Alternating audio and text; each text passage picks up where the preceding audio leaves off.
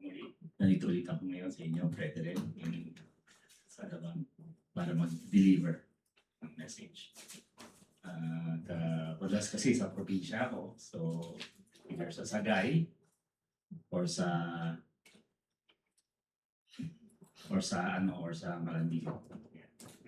So, was one time nakapag-deliver na rin ako sa Iloilo. Okay, so yung topic ko ngayon medyo mahaba-haba, from change to covenant. Slave, servant, and redeeming master. Pwede kung click dito, no?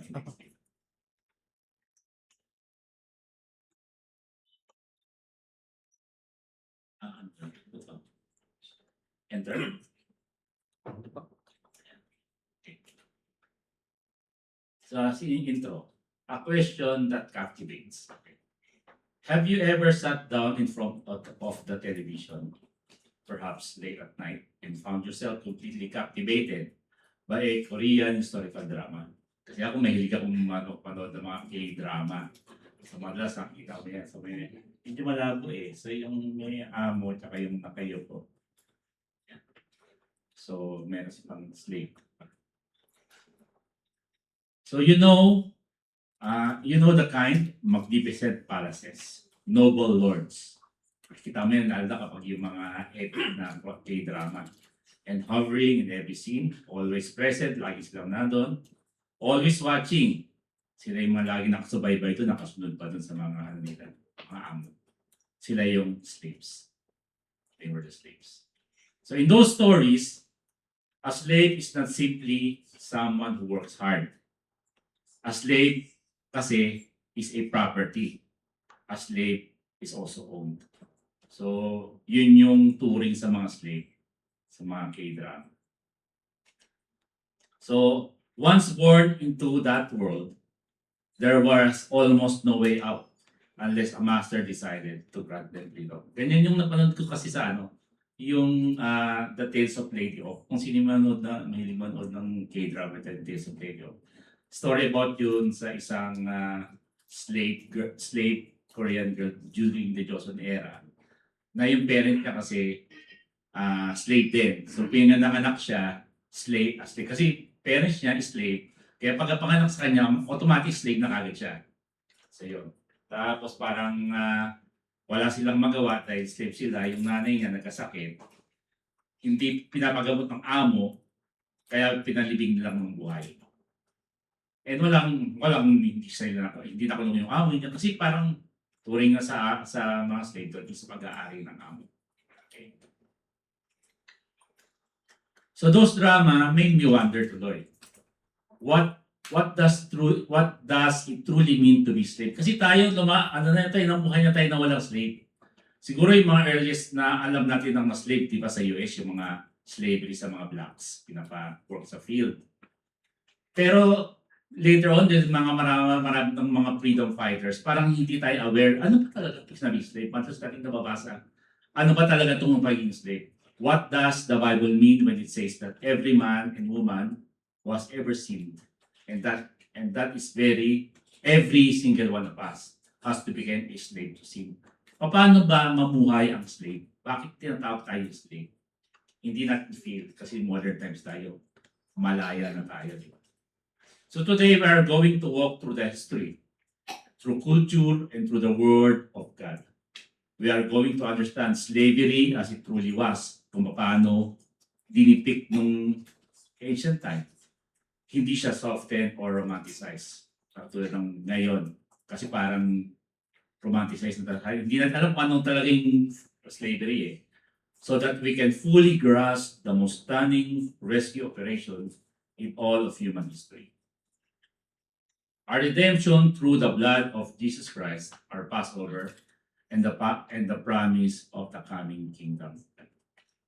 So una-una, discuss muna natin what is slave.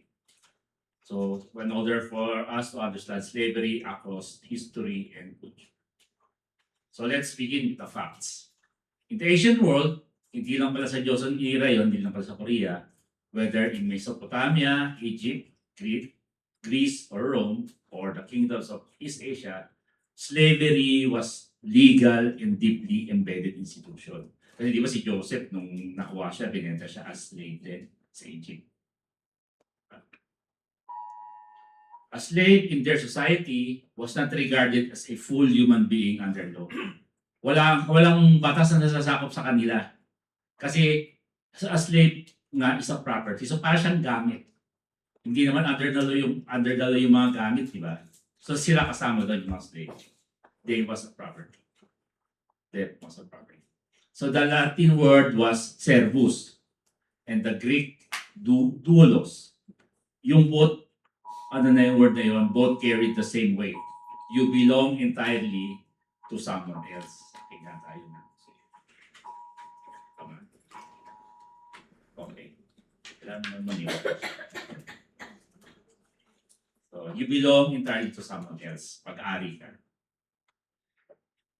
Here are the defining marks of slavery as existed in the ancient world. So yung commonality ng pagiging slavery. And as we still see reflected in his historical drama. Ito rin yung mga nakikita natin sa drama. Pare-parehas yung pattern nila. Unang-una, ownership. A slave could be bought. Di ba? Binibili ka pa. Si Joseph, binili siya. A slave could be bought, sold, traded, or given as a gift. Pero yung slave, sa part niya, the slave had no say. Wala siyang karapatang salita. Imagine being handed over the way property changes hands today. That was human life. Yun, parang gamit lang na pinapasa-pasa yung slave. Okay. Sumunod. Inheritance of status. So if yung makatanya nang na-mention ko kanina, if your mother was a slave, you were born a slave. You did not choose your chains. You inherited them. Namana mo na yung pagiging alipin mo. Diba? Sa in Korea, Joseon-era society, slave status is passed through the mother's bloodline. A child born of a slave woman was by law a slave from their first breath. Pagkalabas pa lang ng bata, slave ka na agad. Historically, that was taken from a Korean Joseon era na Nobi system ito tawagin. Sumunod pa, yung slave, no personal rights. Wala silang personal rights. A slave could not own property, could not testify freely in court, could not choose where to live, kung nasaan magpunta yung amo nila, nandun sila, whom to marry, or what work to do. Hindi rin nila alam, hindi rin nila sabi na, o bossing, ano lang ako, taga-ubos lang ako ng yan. Hindi, kapag sinabi ng amo mo yung isang trabaho na mahirap na trabaho, kahit na ano pa yan, gagawin ko pa yan. Meron pang point sa napanood ko na Tales of Leitio, inutusan ng amo yung isang slave na patayin yung isang ano eh. Sabihin, kahit na ayaw mong patayin, you have to. Kasi you're a slave. Para kang tool. Where to live, whom to marry, or what work to do. Their time, their labor, their body, all of it belong to the master. Okay. Transferability. As seen in those historical dramas, a nobleman in debt might hand over a slave, di ba? Pwede mong pambayad yung parang gamit ng slave mo. And a slave had no voice in the transaction. Wala siyang angal kahit na alam niyo pag nilipatan ng amo, mas malupit pa dun sa dati ng amo or mas wala siyang angal. Transferability. At saka freedom only by the master's will. A slave could only be freed if the master choose to free them. Kasi doon sa may Tales of Leitio, nag-iipon siya ang dami niyang pera, kaya lang, kaya niya namang, kung ang slave kaya niyang bilhin yung sarili niya, kung yung slavery is may price, kahit meron siyang pera na pabayad sa sarili niya, hindi na kayang bilhin yung sarili niya. Yun. They could not earn their way out by working harder. The power resided entirely with the owner. This is called manumission in Roman law. So kailangan talaga, kahit na marami kang pera, kung talagang slave ka at hindi ka bibenta ng amo mo, slave ka pa rin talaga. Okay. Ito naman, the servant, a critical distinction. Kasi, kung makapapanood din natin sa historical drama, meron silang tinatawag na slave, meron silang tinatawag na servant. Kaya before we go further, we must pause and make an important distinction because the Bible uses two different concepts that we often blur together. Meron siya tayong tinatawag na slave doon at meron tinatawag na servant. Yung servant, nagsisilbi ka pero may sweldo ka. Meron ka, pwede kang umalis kapag ayaw ng trabaho. Kasi servant ka. Okay? A servant is one who serves. But a servant retains their personhood. Meron pa silang right, yung mga kapatid sila. A servant works for wages. A servant can leave kung ayaw nila sa amo nila, and a servant has dignity and agency.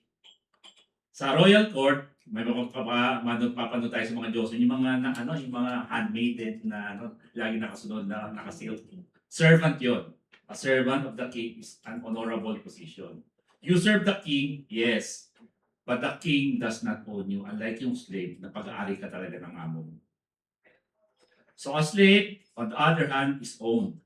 There's no walang resignation, walang negotiation. Yung relationship nyo is total dominion ng amo mo. Okay. This distinction matters enormously when we come to the gospel. As we will see, Jesus does not simply transfer us from bad slavery to good slavery. He purchased our freedom. And then, in our gratitude, we choose to serve Him willingly as a covenant people who love their God. Mababasa natin sa Romans 6, verse 17 to 18. Sabi niya, but thanks be to God that though you used to be slaves to sin, you have come to obey from your heart the pattern of teaching that has now claimed your allegiance. You have been set free from sin and have become slaves to righteousness. So anong difference? The slave of sin has no real choice. Wala kang choice pag you are a slave of sin. The servant of righteousness, tulad natin, chooses out of love and gratitude to follow the one who set them free. Jesus yung set us free. Okay. Yung parang ganda dyan na tingnan natin kung saan ba nanggaling yung the first slavery. It was started from Eden, the chains of sin. So to understand how mankind became a slave, meron siyang history. We must first understand what mankind was created to be. In the beginning, diba, God did not create slaves. Diba? Adam and Eve, hindi naman sila ginawang slave. He created human beings in His image, caused 3 words of creation. Adam and Eve walked with God in the garden. They named the animals, diba? They tended the earth. They were truly free, because true freedom is not the absence of all boundaries. True freedom is living within the design for which you are made. There was one boundary meron. Ano yun? Yung 1-3 na yun. Huwag yung gagalawin. Merong one commandment. And that boundary was not a cage. It was a protection. It was the line between life and death. Diba? The moment that you eat from the tree thereof, you will surely die. Yun lang yung commandment. Isang tree. Sabi ganun sa Genesis 2:16 to 17. Sabi ganun, you are free to eat from any tree in the garden, in yung bilin. But you must not eat from the tree of the knowledge of good and evil. For when you eat from it, you will certainly die. So yung boundary na yon is protection. Okay? Ano yung deception? Deception that sold us into slavery. But the enemy came. He came as a merchant of lies. Isang sinungaling, whispering that God was withholding something from them. Yan yung ano niya, yung intention niya. Gumawa ng lies. Did God really say that? Talaga? Sinabi ni God yan? He planted doubt. He made the boundary na binibili ng Diyos look like a chain and made sin look like freedom. Sabi nila, the moment that you will eat the fruit, you will be like God, di ba ganyan? Makakalaya kayo, para kayong Diyos. Ang ginawa nila, they ate. Katapos nun, everything changed. Naloko sila. Nabudol. So in that moment, Adam and Eve did not gain freedom. Ang nangyari doon, they transferred ownership. Before the fall, they lived under God's loving lordship. And in that relationship, they flourished. But the moment they choose to defy God, they place themselves under a new master. May bago na silang amo. Yung sin. Sin itself. And sin is the cruelest master that has ever existed. Sabi dun sa NIV, na John 8:34, sabi Jesus replied, very truly I tell you, everyone who sins is a slave to sin. Sabi, may bago kang amo. Slave ka ng sin. So, amo yung master mo. Sorry. Sin yung master mo. Diba? So, makikita rin, di ba, kanina inana natin yung mga marks of slavery. So, meron din yung 5 marks of sin as a master. So, let us apply our understanding of slavery directly to the slavery of sin because it maps exactly. Ganun din. Sin owns you. Pag-ari ka rin ng sin. You did not choose to be born into a fallen world, di ba? Kaya kung di ba, sinasabi, pinanganak tayo ng makasalanan. Yung pala kasi, yung mga parents namin since Adam, they are also slave to sin. Kaya tayo, we are sinners then, di ba? Like the child of a slave woman in the ancient Korea or ancient Rome, you inherited the condition. Na-inherit mo pala yung pagiging slave mo from them. For all have sinned and fall short of the glory of God. Yan ang mababasa natin sa Romans 3:23. And none of us chose our fallen nature. Wala, hindi naman natin pinili yan eh. We are born into it. Diba? Para tayong si Lady Oak. Pinanganak na tayo pag bulat natin we're all already sinners. Sin status is inherited, passed down through generation.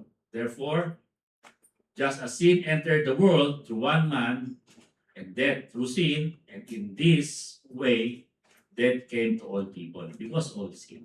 Na-inherit tuloy natin siya. Yun yung mabasa natin sa Romans 5:12.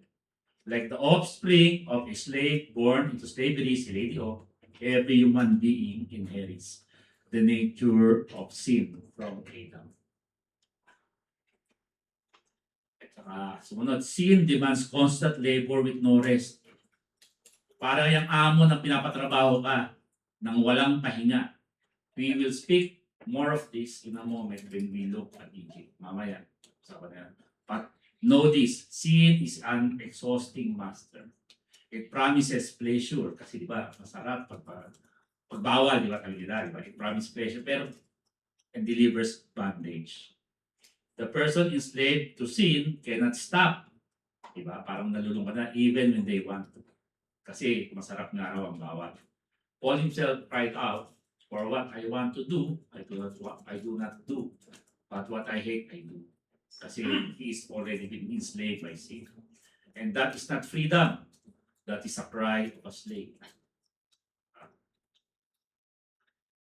Sumunod, you cannot free yourself. Kasi yung mga iba, they di ba, by your own strength, by your own willpower, your own moral effort, you cannot break the chains of sin. The slave cannot purchase their own freedom. Something from the outside must intervene. Kasi di ba yung iba, kapag sin, pinapalo ko naman yung 10 commandments and everything. Parang lumalabas you're buying your own salvation without Christ. Kasi you follow the law naman. Pero kailangan merong bibili sa'yo. Something from the outside must intervene. And sin leads to death. The Bible is unambiguous doon. Ang sabi doon, the wages of sin is death. Doon mababasa rin sa Romans 6:23. Pero not merely physical death, but the second death. Ang nilagay sa Romans 6:23. Yun yung permanent separation from the source of all life. A slave driven to death by a master who gave them nothing. Puro lang trabaho ng trabaho. And then wala namang binibigay sa reward. So, para makarelate natin kung paano yung slavery talaga nangyari, nabasa naman natin yung story ng Israelites sa Egypt. So, basahin natin ngayon. A picture of slavery. A picture of every human.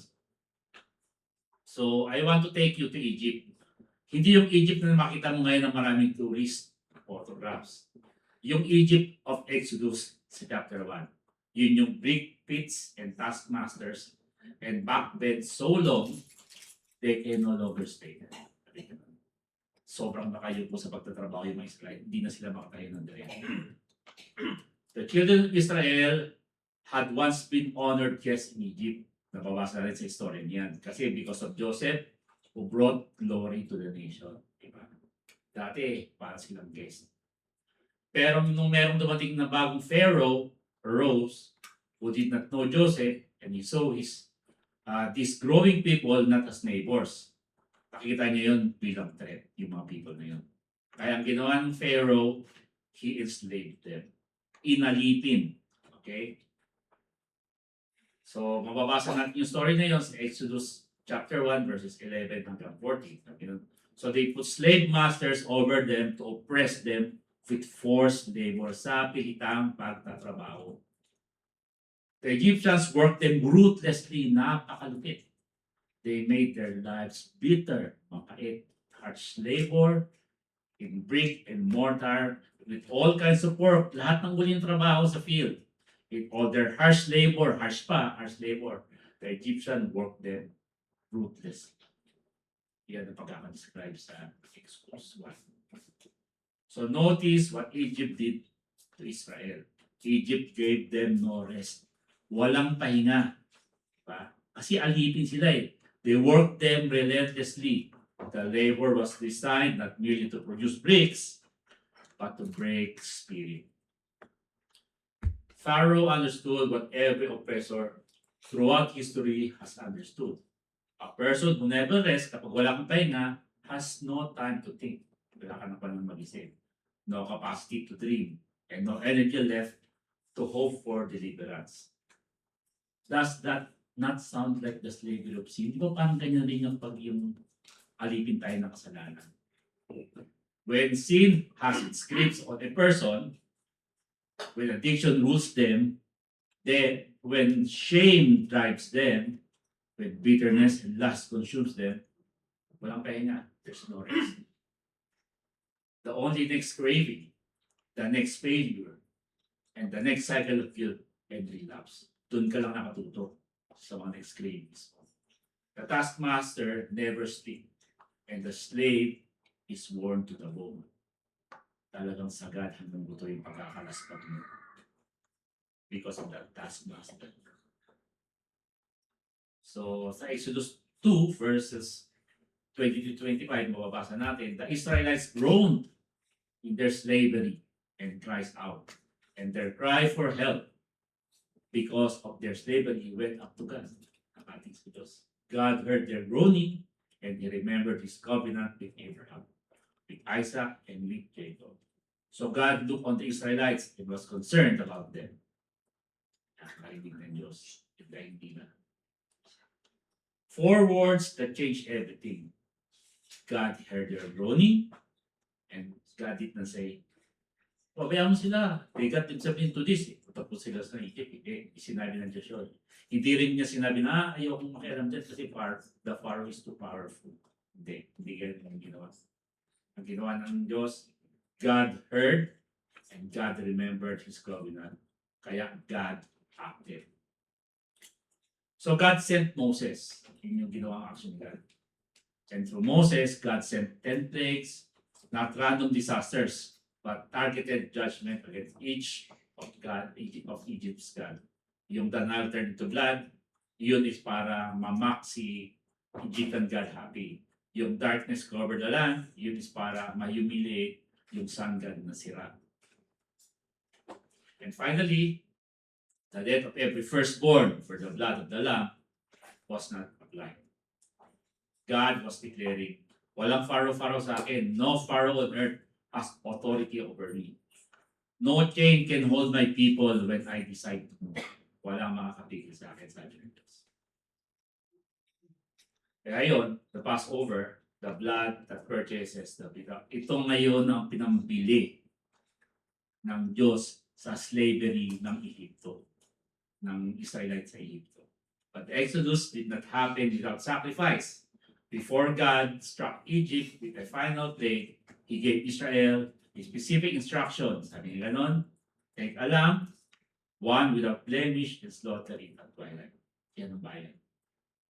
Apply its blood to the doorpost of your house, and when the destroyer passes through, the blood will be the sign. Yan ang magiging tanda. Death will pass over the house. Lalampasan kayo ng death angel. So sa Exodus 12, 12 to 13, on that same night, sabi nga ng Diyos, I will pass through Egypt and strike down every firstborn of both people and animals, and I will bring judgment on all the gods of Egypt. I am the Lord. The blood will be a sign for you on the houses where you are. When I see the blood, I will pass over you. Kaya pala pass over thing. I will pass over you. Okay. So the lamb's blood was the price of their safety. Yan yung kabayaran. It was the visible physical declaration. Redemption requires a sacrifice. And freedom requires blood. And God Himself designed this picture in advance. Yun kasing nangyari sa Egypt, design yun para sa isang reality to come. Because He knew that one day on a hill called Calvary, the final and real Passover lamb would shed His blood for the whole world. Let's go back to 1 Corinthians 5:7. For Christ, our Passover lamb has been sacrificed. So this is why we keep the Passover, diba? Not merely as a memory of ancient Israel, but a proclamation of the death of Jesus Christ, our deliverer, our redeemer, the one whose blood caused death to pass over us. So mabasa natin yon sa Leviticus 23:5 at 1 Corinthians 11:23 to 26 when yun yung the law. So once we are freed, we are given rest. When Pharaoh released Israel at midnight, and Israel walked free. Nung pinalaya na sila, they walked free. But notice what their new master, ang new master na nila ginawang Egyptian, si God na. Their new master, God, gave them. That Pharaoh never given them. Ano yung unang binigay sa kanila? Rest. Kasi mga slave kayo, wala kayong pahinga, I will give you rest. Every time na minimension ni God yung Sabbath, lagi niya pinapalala, remember you were slaves in Egypt. Laging pinapalala kasi yun yung binigay niya, rest. Yan yung hinahabol ng bawat slave. Even before they reached Sinai, kasi di ba sa Mount Sinai binigay yung Ten Commandments, God already taught Israel the Sabbath through manna. 6 days, di ba, nag-fail yung manna, and on the 7th day, wala. And the people were to rest. So, sabi ka nun, tomorrow is to be a day of Sabbath rest, a holy Sabbath to the Lord. So, minention niya sa Exodus 16. Hindi niya pa binibigyan ng Ten Commandments, and yet minention niya na yung Sabbath. The God freed them from endless labor was building a rhythm of rest. Rhythm siya, cycle, into their new life from the very beginning ng kanilang freedom. Tinuturo na sa kanila. Okay?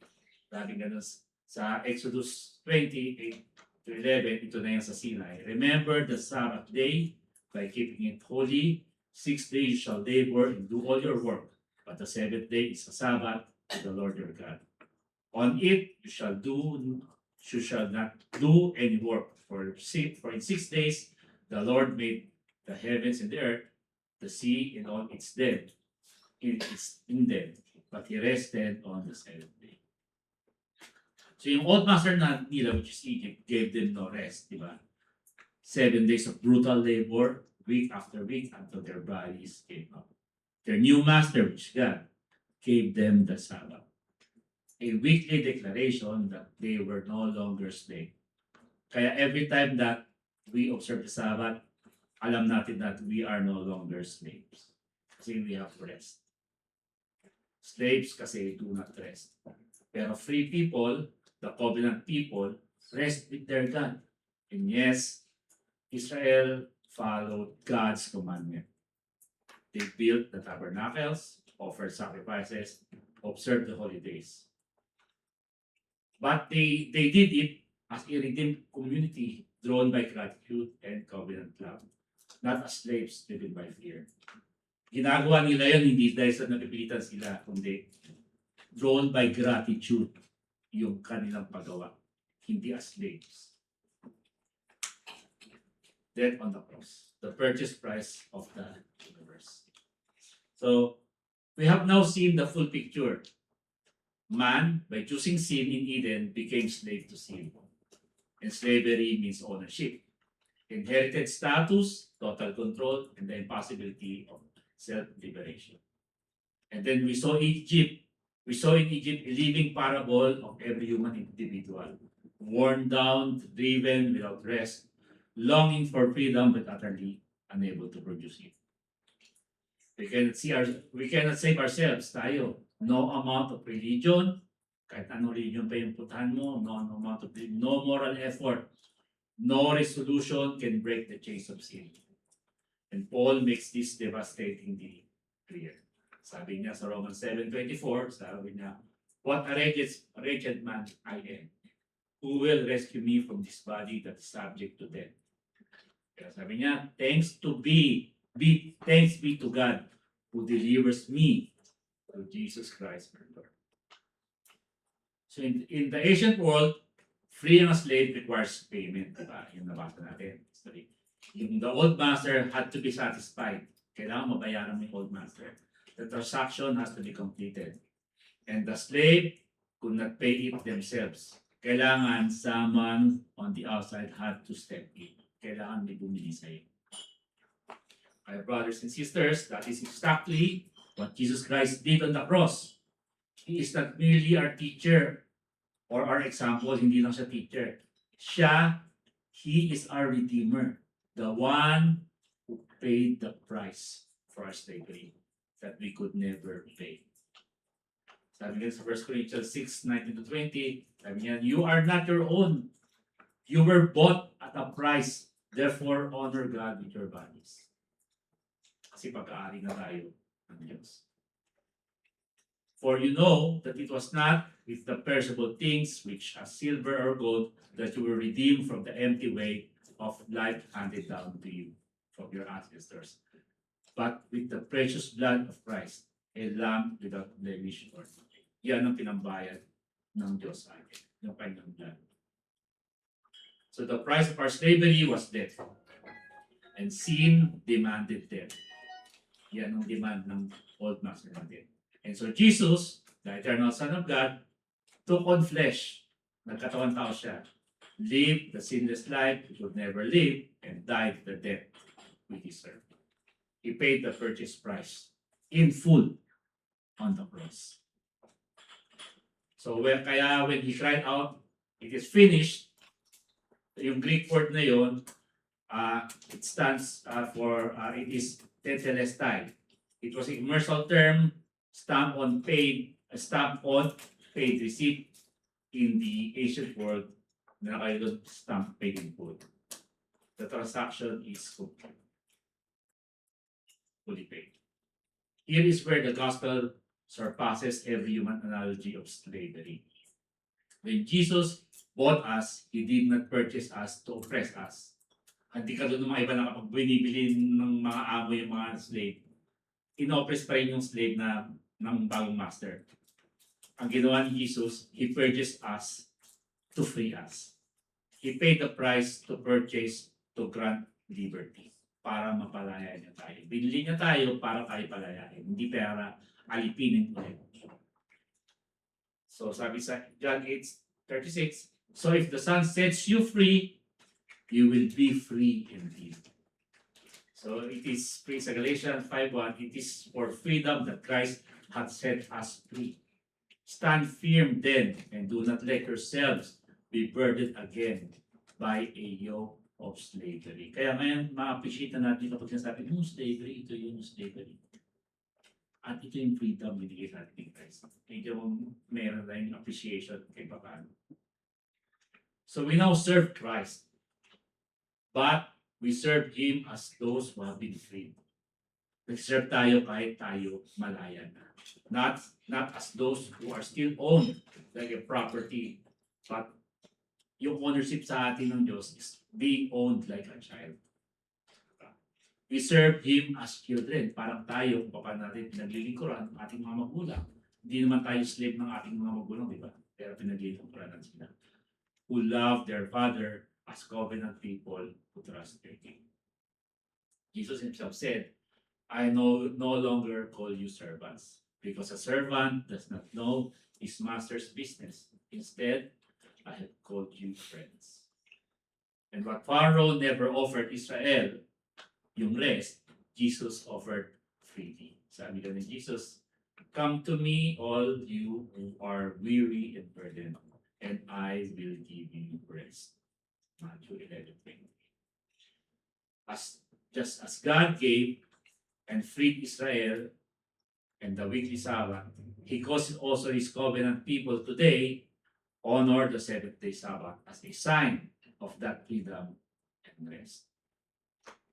So every time na i-celebrate natin yung Sabbath, alam natin na tayo malayan.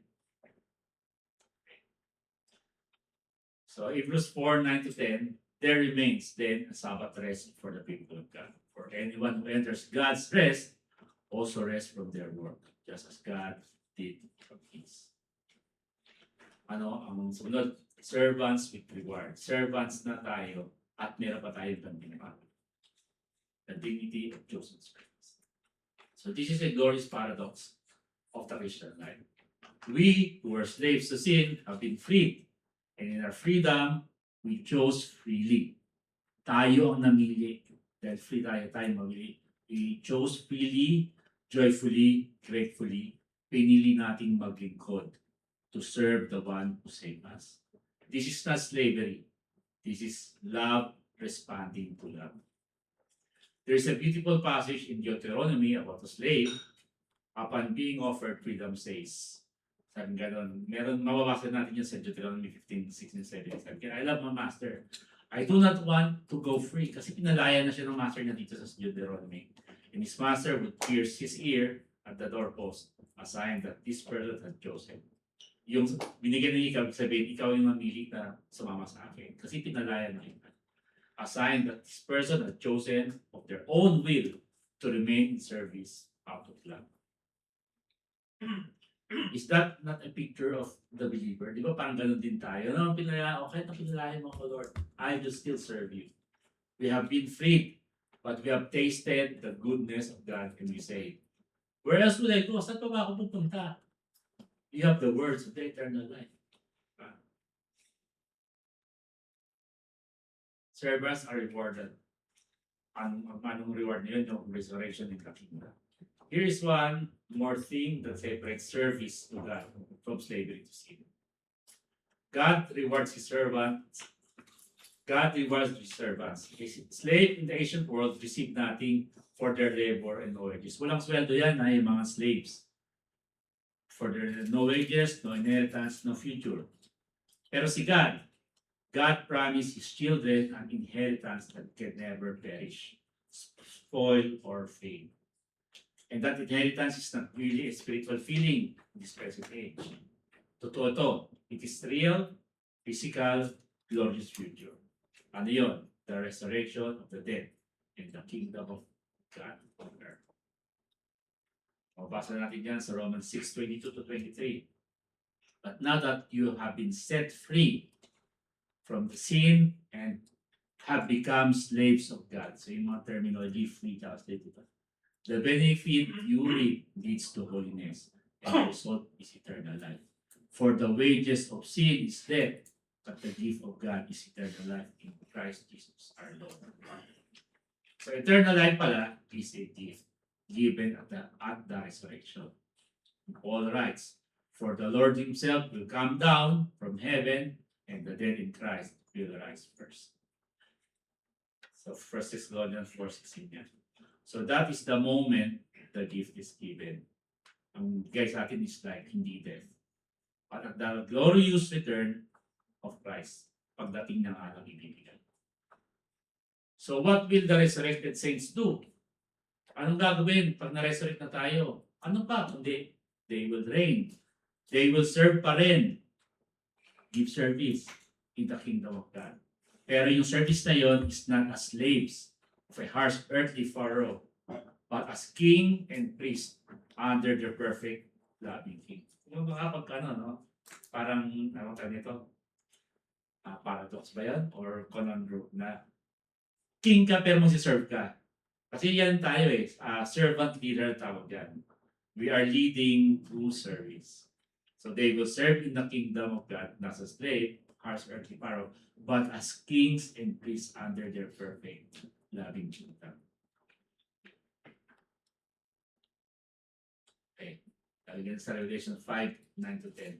You are worthy to take the scroll and to open its seals, because you were slain, and with your blood you purchased for God's person from every tribe and language and people and nation.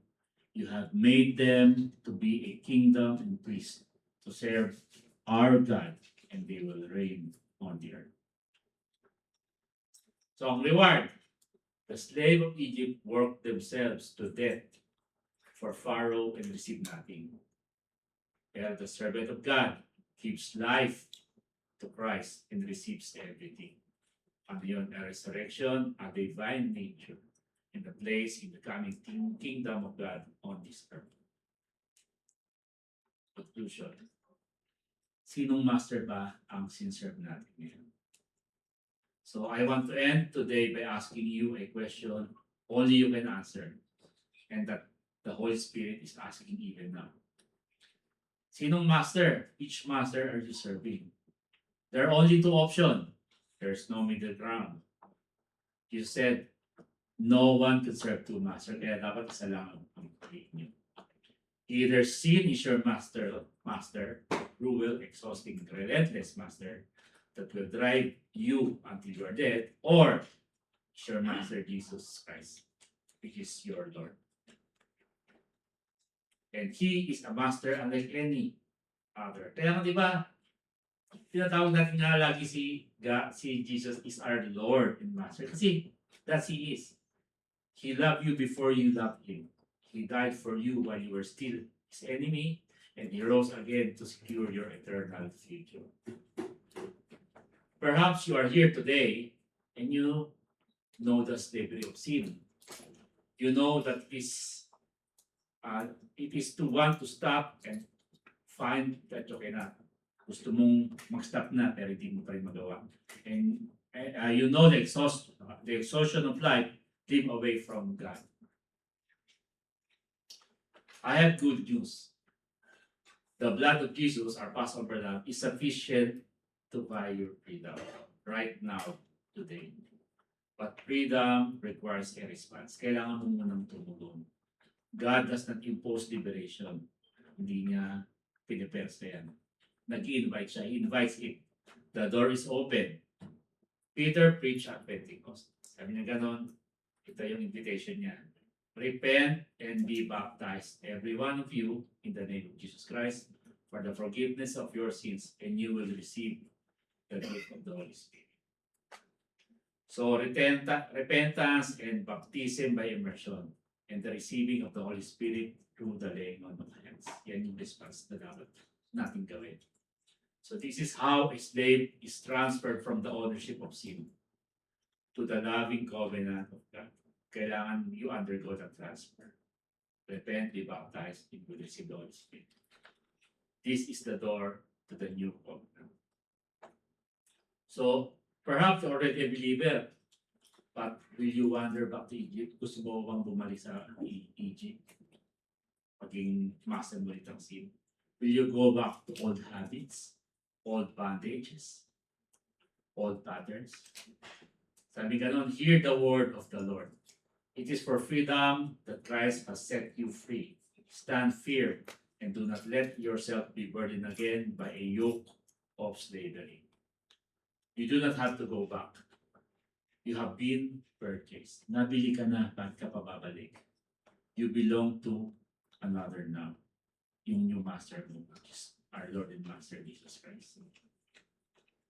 And those who faithfully serve God today, who pray, who give, who observe the Sabbath and the holy days, who carry the weight of the mystery, tandaan nyo, remember, your labor is not in vain. God is not like Pharaoh na walang inibigay na reward sa kanyang faith. He sees every act of faithfulness. He hears every prayer. and he has prepared a reward no earthly master could ever offer. A place in his kingdom, ruling the reign with Christ and on this earth. So let us go from this place today, freed slave, bilang malayang alipin. Grateful servants, beloved children, following our new master. Not under chains, but under grace. Not driven by a taskmaster's whip, but led by the pillar of his presence. Not toward a grave with no hope, but toward a resurrection and a kingdom that will never end. Sabi sa Romans 8:15-16, the spirit to receive does not make you slaves. Yun pala ang papalayas of the spirit na yun, so that you live in fear again. Rather, the spirit to receive brought about your adoption to sonship. And by him we cry, Abba, Father. The Spirit himself testifies with our spirit that we are God's children. So we are no longer slaves. We are sons and daughters of God, called to his kingdom, his glory. And that changes